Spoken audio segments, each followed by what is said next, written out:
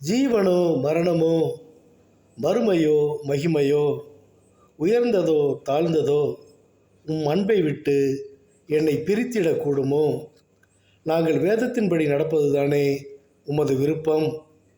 என்னை சூழ்ந்த துன்பம் துயரம் நீக்கி உம்மோடு சேர்த்து கொண்டவரே, உம்முடைய காருண்யத்தால் என்னை பெரியவனாக்குபவரே, ஞானம் இல்லா எனக்கு ஞானம் தந்து நீதிமானாய் மாற செய்தவரே, மதியை இழந்து தீய வழியில் நான் நடந்தால் உமக்கு கோபம் வரும் என தெரியும் அப்பா.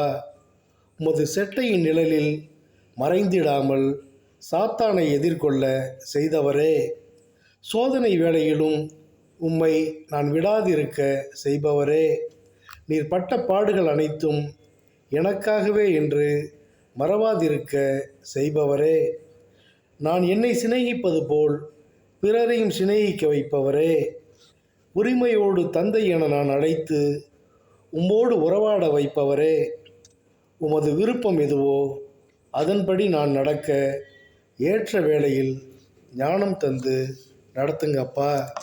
ஆமேன், ஆமேன், ஆமேன்.